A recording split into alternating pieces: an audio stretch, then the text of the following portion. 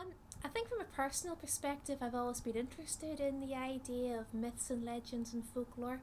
As you can probably tell by my accent, I'm not local, so I'm originally from Northern Ireland, and Northern Ireland itself has a rich background of myths and legends.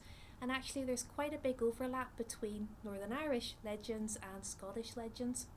From a psychological perspective, folklore has a number of different functions and reasons behind it. So, firstly, there's the idea of communication. Um, Societies are always wanting to club together and have a social bond that ties them together.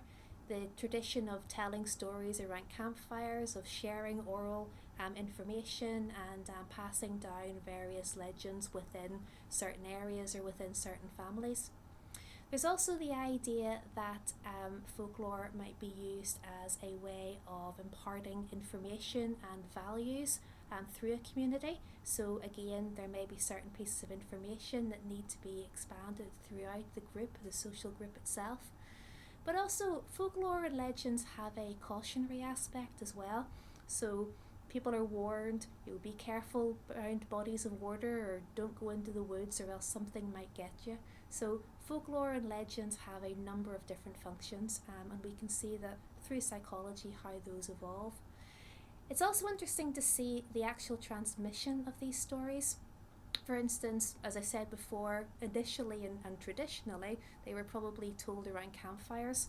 This has now moved to more modern day practices where maybe people are sharing chain emails that go to an entire content contacts list, or possibly people are sharing on social media. So the actual evolution of how these things are transferred is interesting to look at as well. The final thing that I probably need to say about folklore from my own personal research interest is the idea of memory. My research background is looking at memory and how people tell stories and recall events and how those recollections might change depending on the situation or the questions that people are asked. And for things like folklore and legends and myths, very often they're not set in stone. People don't tend to read them off a script, so they're basically telling these stories from memory. And we can see that over time, memory itself can distort and change. We know that memory is very much a reconstructive process, so we don't remember everything as if it was a video camera recording something.